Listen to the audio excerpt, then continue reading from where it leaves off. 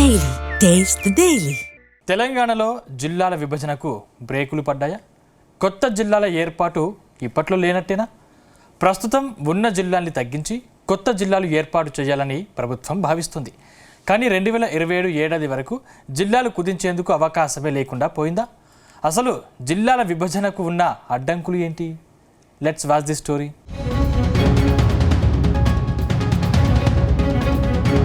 తెలంగాణలో జిల్లాల విభజన ప్రక్రియకు బ్రేకులు పడ్డట్టు తెలుస్తోంది. కొత్త జిల్లాల విషయంలో సీఎం రేవంత్ కు మోదీ సర్కార్ షాక్ ఇచ్చినట్టు సమాచారం.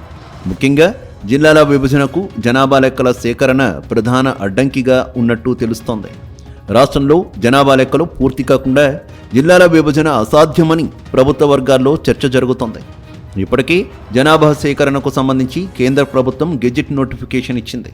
2027 మార్చి నెలాఖరు వరకు రాష్ట్రంలో ఎటువంటి కొత్త జిల్లాలు, కొత్త మండలాలు, కొత్త గ్రామాలు ఏర్పాటు చేయకూడదని నిబంధనలు ఉన్నాయి. కానీ జిల్లాల విభజన చేయాలంటే మాత్రం జనాభా లెక్కలు పూర్తయిన తర్వాత మాత్రం చేసుకోవచ్చని అధికార వర్గాలు చెబుతున్నాయి.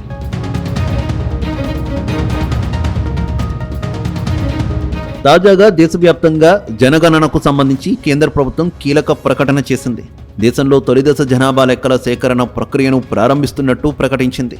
ఈ ఏడాది ఏప్రిల్ 1వ తేదీ నుంచి సెప్టెంబర్ 30వ తేదీ వరకు అన్ని రాష్ట్రాలతో పాటు కేంద్రపాలిత ప్రాంతాల్లో ఇళ్ల వివరాలను రికార్డు చేయబోతున్నట్టు కేంద్ర హోంశాఖ నోటిఫికేషన్ రిలీజ్ చేసింది. ఇందులో వ్యక్తుల గురించి కాకుండా ఇల్లు, ప్రాథమిక సౌకర్యాల వివరాలను మాత్రమే నమోదు చేస్తారు. ఈ ప్రక్రియలో వివరాలు వెల్లడించేందుకు ప్రతి రాష్ట్రానికి 30 రోజుల వ్యవధి ఉంటుందని, లెక్కింపు ప్రారంభించే ముందు 15 రోజుల పాటు స్వీయ గణనకు అవకాశం కల్పించినట్లు పేర్కొంది. ఇక జనాభా లెక్కింపును కూడా డిజిటల్ విధానంలో నిర్వహిస్తారు. మొబైల్ యాప్ల ద్వారా జనాభా లెక్కల సమాచారాన్ని సేకరిస్తే స్వీయ గణనకు ఉపయోగకరంగా ఉంటుందని అధికారులు చెబుతున్నారు. ఇందుకోసం 30 లక్షల మంది సిబ్బందిని నియమించారు. ఇందుకోసం దాదాపు 11,718 కోట్ల బడ్జెట్ను కేంద్ర మంత్రివర్గం ఆమోదించింది. మరోవైపు రెండో దశలో జనాభా లెక్కల సేకరణ 2027 ఫిబ్రవరి నుంచి మార్చి 1 వరకు నిర్వహించేందుకు భారీ ఏర్పాట్లు చేస్తున్నారు. చివరగా దేశవ్యాప్త జనాభా లెక్కలు 2011లో నిర్వహించగా కోవిడ్-19 కారణంగా 2021లో జరగాల్సిన ప్రక్రియ వాయిదా పడింది.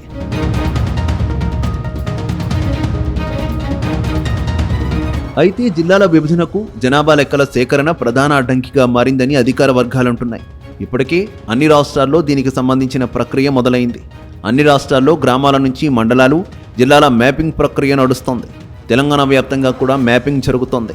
ఈ నేపథ్యంలో జనాభా లెక్కల సేకరణ పూర్తి కాకుండా జిల్లాల విభజన చేసేందుకు ఆస్కారం లేకుండా పోయిందనే టాక్ వినిపిస్తోంది.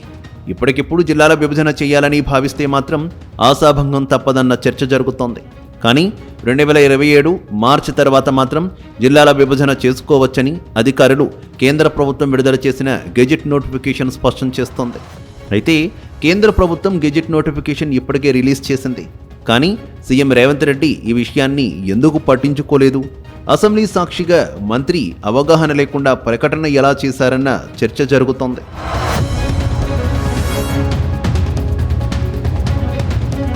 గత బీఆర్ఎస్ ప్రభుత్వ హయాంలో జిల్లాల విభజన హడావుడిగా జరిగిందని కాంగ్రెస్ అంటోంది. 10 జిల్లాలను 33 జిల్లాలుగా విభజించారని మంత్రి పొంగులేటి చెప్పుకొచ్చారు. కొత్తగా ఏర్పాటు చేసిన జిల్లాల్లో కొన్ని మండలాలు, గ్రామాలు ఒక జిల్లాలో లేకుండా 2-3 జిల్లాలకు విస్తరించడంతో పాలనాపరంగా ఇబ్బందులు ఎదురవుతున్నాయని మంత్రి తెలిపారు. అందుకే ఈసారి జనాభా ప్రాతిపదికన జిల్లాలను కుదించేందుకు కార్యాచరణ సిద్ధం చేస్తున్నట్టు తెలుస్తోంది. జిల్లా కలెక్టర్ల నుంచి సమాచారం తెప్పించాక నివేదిక రూపంలో ప్రభుత్వానికి అందజేయాలని ప్రతిపాదించినట్టు తెలుస్తోంది. కానీ జనాభా లెక్కల సేకరణ పూర్తి చేయకుండా జిల్లాల విభజన అసాధ్యమని ప్రభుత్వ వర్గాలు స్పష్టం చేస్తున్నాయి. మొత్తం మీద మంత్రి పొంగులేటి ఇప్పటికిప్పుడు హడావిడిగా ప్రకటన చేసిన జిల్లాల విభజనకు మాత్రం మరో ఏడాది ఆగాల్సిందే అన్న చర్చ జరుగుతోంది.